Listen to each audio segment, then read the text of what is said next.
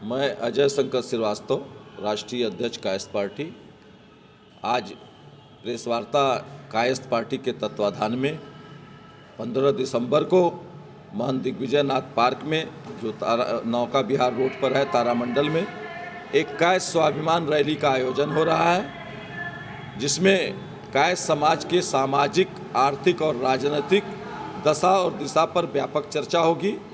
इस कार्यक्रम में पूरे पूर्वांचल से लोग सम्मिलित हो रहे हैं। गोरखपुर जिले के हर विधानसभा से लोग आ रहे हैं। इसमें ये चर्चा होगी कि आज़ादी के बाद से कायस्थ समाज का जो सामाजिक, आर्थिक और राजनीतिक क्षेत्र में पतन हुआ है, उसको कैसे पुनः वर्चस्व स्थापित किया जाए, इस पर रणनीति तैयार की जाएगी और ज़्यादा से ज़्यादा लोगों को उपस्थित होकर यहाँ लोग इस पर चर्चा करेंगे और एक निष्कर्ष पर जाएंगे। जैसे पतन का क्या वजह है कि कायस्थ समाज का पतन हुआ, किसके द्वारा पतन हुआ?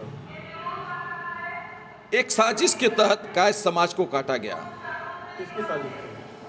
साजिश में सभी लोग शामिल हैं, विशेष तौर से राजनीतिक पार्टी के लोग हैं, जिन्होंने एक साजिश के तहत हमको काटा, हमारी हिस्सेदारी को ख़त्म किया, हमको हिस्सा देना बंद किया और हमारा समाज थोड़ा इस चीज़ को समझ नहीं पाया।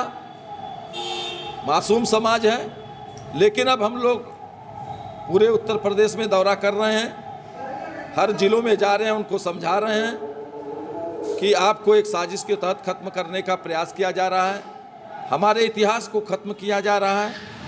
इसी क्रम में विंध्यवासिनी पार्क का नाम भी गोरखपुर में बदला गया था।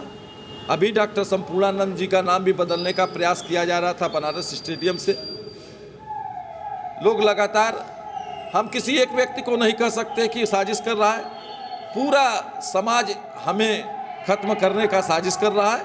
इसे कायस्थ समाज को समझना होगा और हम लोग समझाने का प्रयास कर रहे हैं, जिसमें हमें सफलता भी मिल रही है। और इसी परिप्रेक्ष्य में ये कायस्थ स्वाभिमान रैली गोरखपुर में आयोजित की जा रही है। 3 बार से प्रधानमंत्री नरेंद्र मोदी जी बन रहे हैं, भाजपा की सरकार है केंद्र में, यूपी में भी है, फिर भी कायस्थ समाज का उत्पीड़न हो रहा है। हमने तो कहा कि हमारा सभी राजनीतिक पार्टी उत्पीड़न कर रहा है, हमारे पक्ष में कोई नहीं खड़ा है। और इसी बात को समझाने के लिए कायस्थ समाज का हम लोग जगह जगह पर रैलियां कर रहे हैं और ये पूरे उत्तर प्रदेश के हर जिलों में होगी। और ये बताना पड़ेगा, चाहे आपने वर्तमान सरकार की बात की, चाहे कांग्रेस हो, चाहे सपा हो, चाहे बसपा, हम सभी राजनीतिक पार्टियों को कह रहे हैं। हमारा किसी एक पार्टी को कहना नहीं है। हमारा आरोप है कि सभी राजनीतिक पार्टियों ने एक साजिश के तहत कायस्थ समाज को खत्म करने का प्रयास किया है, जिसको कायस्थ समाज को हम लोग समझाने का प्रयास कर रहे हैं। राजनीति में भी आप लोग आएंगे, चुनाव भी लड़ेंगे? बिल्कुल, हमारी राजनीतिक पार्टी, हम तो राजनीति में आएंगे ही और हम पूरी तैयारी कर रहे हैं, पूरे उत्तर प्रदेश का दौरा कर रहे हैं और 2027 के विधानसभा में हम आएंगे। विधानसभा में अपने पार्टी के बैनर के तले हम चुनाव लड़ेंगे। अच्छा, मान लीजिए कि समर्थन देने वाली बात है तो किसको समर्थन देंगे? हम किसी को समर्थन नहीं देंगे। समर्थन देने का कोई सवाल ही नहीं उठता है, क्योंकि सभी ने हमें छला है, सभी ने हमें ठगा है। सब आता है तो बदल जाता है, सभी लोग। नहीं बदलेगा। आप देखिएगा, कायस्थ पार्टी अपने बैनर की तले उत्तर प्रदेश में कम से कम 100 विधानसभा सीटों पर चुनाव लड़ेगी।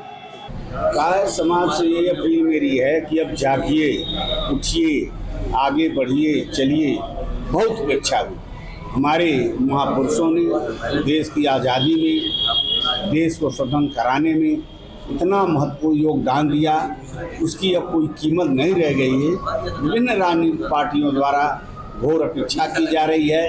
कायस्थ एक बुद्धिजीवी समाज है, पढ़ा लिखा समाज है, लेकिन इसकी घोर उपेक्षा के कारण अब हम हर क्षेत्र में पिछड़ते जा रहे हैं। इस पिछड़ेपन को दूर करने के लिए कायस्थों को पुनः उनकी गरिमा, स्मिता, उसकी रक्षा के लिए, गौरव को प्राप्त करने के लिए पुनः हम कायस्थ बंधुओं से आग्रह करेंगे, निवेदन करेंगे कि भारी संख्या में 15 दिसंबर को महंत दिग्विजयनाथ पार्क में जुटें और अपनी आवाज़ को बुलंद करें, ताकि हमारी जो उपेक्षा हो रही है इसे बंद किया जाए और हमारा ये प्रतिभाग सुनिश्चित करने का एक काम किया जाए।